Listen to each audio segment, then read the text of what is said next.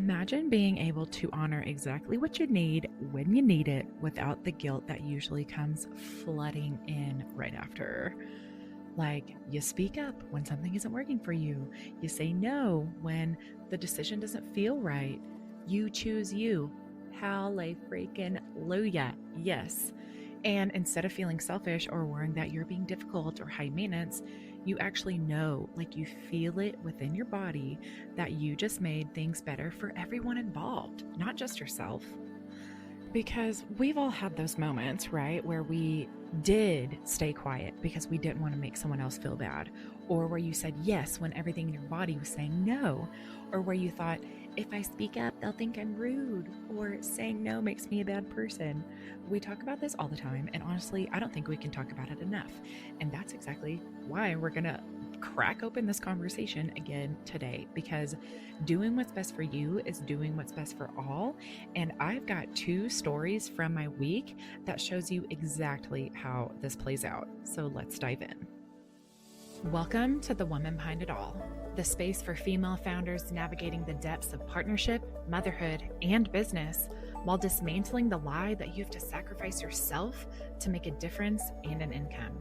I'm Kaija, a wife, mother, and woman entrepreneur of 15 years, helping you redefine success as a feeling in your body instead of a number in your bank account.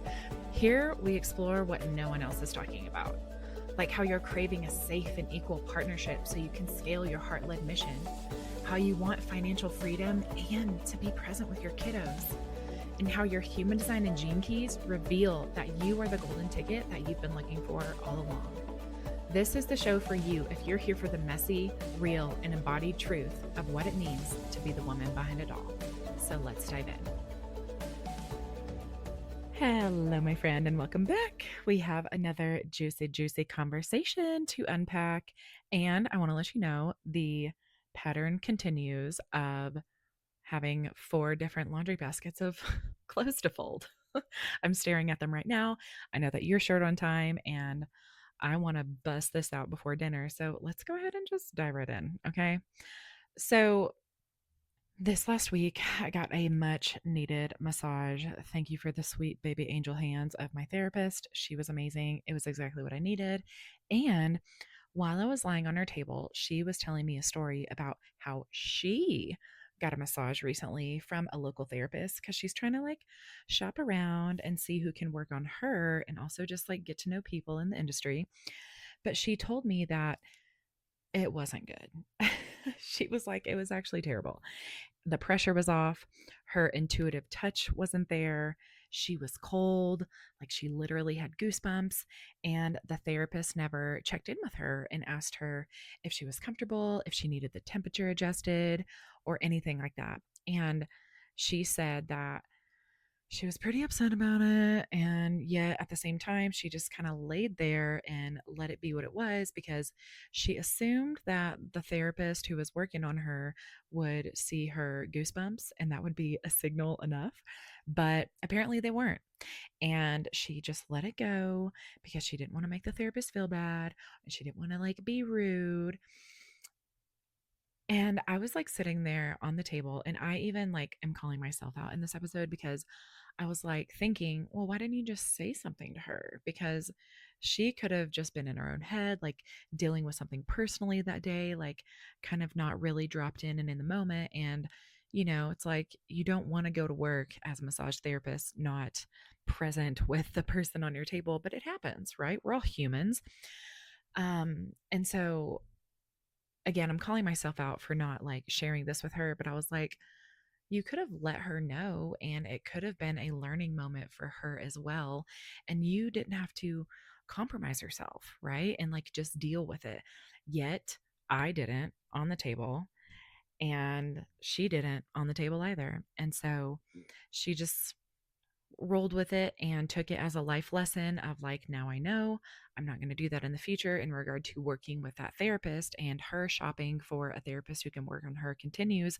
But we're addressing the pattern beneath the whole experience, right? Of holding your tongue, not speaking up, not letting the other person know how they are impacting the experience. And I caveat this with, you can be clear, because clear is kind, without being a dick. You're not rude for informing someone of the situation. And that's what we're going to talk about today, because in order to stop self abandoning, which is what is happening in that scenario, you have to first notice when you're doing it. And this is the crux of everything, because awareness is the first step. And if you're not aware that you're compromising yourself because you want to protect someone else's feelings, then baby, that's where we got to start. And this is just radically important, because self abandoning feels like shit. You know how it feels. It does not feel good. Everyone experiences it differently, but it's fracturing that foundation of self trust within yourself and your body. And that's what we are working to flip that pattern of, because so much of our self compromise is automatic. We stay quiet, or we go along with it, or we just deal with it so we don't make someone else feel bad. And so, again, it's common, but we don't have to repeat the pattern. We get to catch ourselves in doing it. And so that's where it all begins. You have to start catching the moments of where you stay silent to keep someone else comfortable, where you're saying yes whenever you really want to say no, where you might be assuming someone just knows instead of letting them, and like, or excuse me, instead of telling them. So you got to name it. And awareness is that first step to step you into the doorway of being an honest person. And your honesty is a gift, it's not a burden, because it creates this ripple effect in everyone's experience, everyone's awareness in the relationship. Like, that is potentially how her relationship with that therapist could have deepened, instead of kind of staying superficial and stuck, I'm going to say, because relationships thrive on depth, and depth is correlated to honesty. And so, even if she would have been a little annoyed as a fellow therapist to speak up and say, like, hey, I'm actually cold. Can you turn up the heated blanket or whatever a little bit? Her experience would have gotten better in real time. And it could have, like, let's say that therapist was kind of asleep at the wheel, if you will, like her mind is thinking about something else that's going on in her personal life. It could have woken her up and helped her come back to the moment. And the therapist can also get this little like zing of insight of like, oh yeah, shit, I need to ask my clients in the future if they're comfortable, if they need an adjustment of temperature. Are you too hot? Are you too cold? Is it just right? Is it like baby bear Goldilocks status, right? Like, it's just better for everybody. And so when it comes down to honesty being a gift, not a burden, in order to serve everyone, you have to share your truth. And you can do that kindly instead of swallowing it like a really hard pill. So please just know that your honesty helps everybody. And if you stay quiet, it's going to rob a learning moment for everybody. And I will say, too, you can't control how other people will respond or react to your honesty. And so there is that. It's like you got to shoot your shot and let it land how it does. You can only control what you can control, but self compromise has a ripple effect, as does honoring yourself and your truth. And when you choose honesty, that ripple effect gets to have potentially more of an upward spiral kind of vortex instead of like a downward spiral in that compromise. And so before you swallow the thing that you really want to say, ask yourself, what is the ripple effect of me staying silent? You suffer, the other person never gets a chance to rise or learn or be held accountable, or you two don't get to deepen your relationship. Like, what is that? And what's the ripple effect if you speak up kindly? If you share your true experience, maybe your actual experience can improve, they get to grow, etc., etc. And just know, like, truly coach yourself on this, that you are not being a difficult person. That is a story. It's not true. It's probably not even yours. But being brave and not perfect will allow everyone a chance to do better. And so now I kind of want to flip the script and share another story, but also talk about how saying no to something creates space for the right yes. And so this is coming through to where I was hanging out with a friend this weekend and I got a text from another friend, and she asked me to sub at this business networking event or group, excuse me, not event. And to be honest, I wanted to because I just love it. I love being in the room. I love the energy of the interaction, and full transparency. I was in this business networking group. It was BNI. I was in BNI for like 2 years. And while it did become monotonous and kind of a lot of work, I loved it for the opportunity to speak and to pitch and to stand up and to like do the uncomfortable thing. And I really loved that every quarter you get to do an 8-minute presentation, at least at our BNI chapter, based on how many members that we had and how they structured it. You get to do an 8-minute presentation once each quarter. And I like lived for that shit. I'm like, let me make a presentation and go through the slides, or let me even do an extemporaneous presentation with no notes, just me riffing. Like, I fucking love it, dog. I'm a public speaker. I'm an event host. Like, give me the mic. I'm a podcaster. Like, just let me talk. And so I just want to tell you about my little daydream here. I don't want to be back in BNI because of all the work and like everything like that, but I do want to be an honorary sub and just sub for people all the time. And I feel so dorky sharing this with you. But in an ask as a visitor, I actually want to pull the group and be like, yo, if I am like a consistent sub all the time, would you guys let me take an empty slot for a presentation and I can be a presenter even though I'm a sub? Because other people don't like to do it and I do like to do it, and I'm a great public speaker and it would be really engaging, and I just think I can win people over if I'm being completely honest. So that's a little card I'm keeping in my back pocket to pull out at the right time.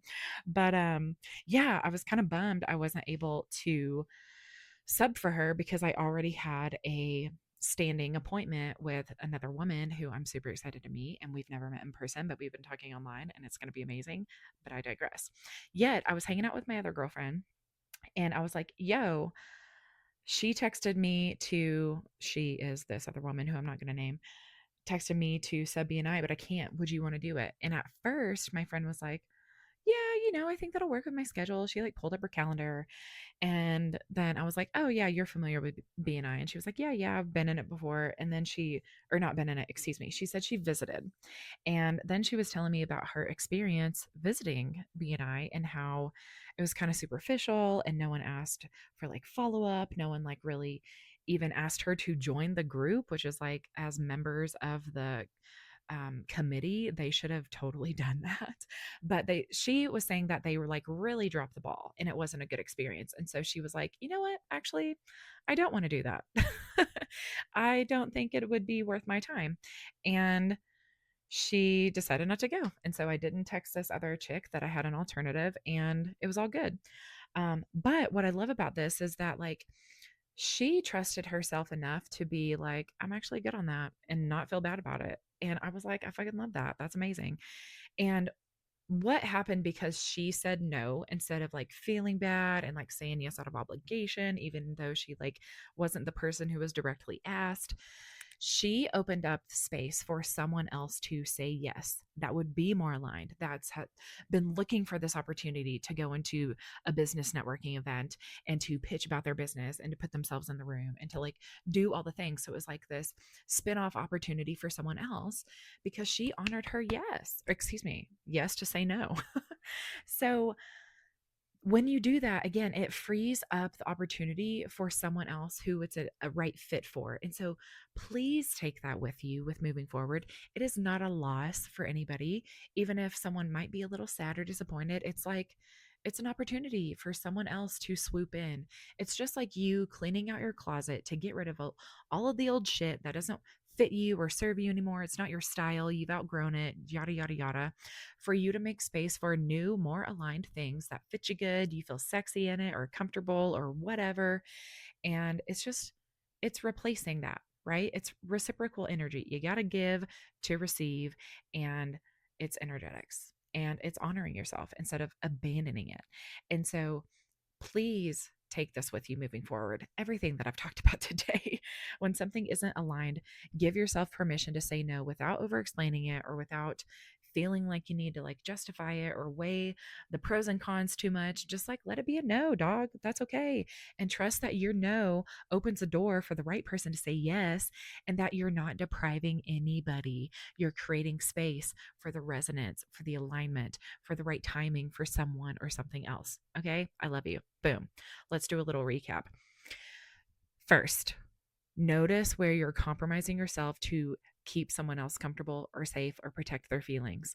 Your honesty, when shared kindly, because you're not a flippant or rude person, you're very considerate and compassionate and understanding and articulate as fuck, so that you can give the gift of your truth that lifts everybody else up.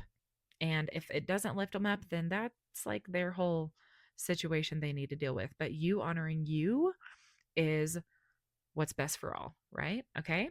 And so also know that your no creates space for the right yes. And the whole emphasis of this episode is doing what's best for you is doing what's best for all. So write it down, write it on a mirror, put it on the background on your phone, say it to yourself all the time, and be like, Kaija told me this, so it must be true. No, I'm just kidding. But it is good. I'm not going to lie. I'm really glad that at some point along my journey, this dropped in or I came to it with my own language in some way, shape, or form. And I've carried it with me for years, and I want to invite you to do the same. And so, your actionable takeaway from this episode is just catch one moment where you'd normally compromise yourself and self abandon by staying quiet, saying yes out of guilt, etc., and choose yourself instead. Please, my love, speak the kind, honest truth of your heart, or give yourself the permission to say no to something that you genuinely don't want to do, or maybe you do want to do, but it's not the right time, etc. Whatever the situation is, just honor yourself so that you go from self abandonment to self trust, and notice how it not only just serves you, but it serves everyone in the situation.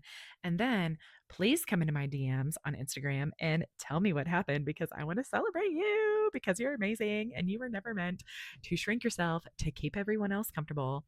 And you are born and bred, and especially in the season of life and the energetics that you feel in your body and the changes that we see in the collective, and just like everything that humanity is moving towards, and what you personally feel inside your body, your relationships, your personal path, is meant to be honored above all else. And doing what's best for you is doing what's best for all. And not only that, you give other people permission to do the same, because the ripple effect is exponential and you can't measure it, but it is felt and it is seen and it is heard and it is impactful. So please choose yourself, because it's not selfish. It's how everyone wins. Okay, my babe, I love you so much. Thank you for your time today. I hope you got a lot of value out of this episode. If you did, please do a few things for me. Share it with someone, first of all, who needs to hear this message. We all have friends who need to hear this. Let's be real. Second of all, please consider leaving a review for the show. It lights me up to hear your kind words and know how this stuff that I share is impacting you and the things that you get out of it. And come connect with me in the DMs if you have not already. I love you so much. I can't wait to hang out with you again soon. But as always, between now and then, be brave, not perfect, and I'll catch you back here for the next episode of the Woman Behind It All podcast. I hope this episode got you fired up and ready to take action on what we talked about today. Or at the very least, to feel seen, like, this girl freaking gets me. If so, please take 30 seconds to leave a review on Apple Podcast. Each one helps pump this show out to other women entrepreneurs who are craving exactly what you're building: a life and business that honors your design, an equal partnership at home, and financial freedom to do your heart-led work. Lastly, send this to a friend who's juggling business, family, and the mental load, to remind her that she's not alone either. Until next time.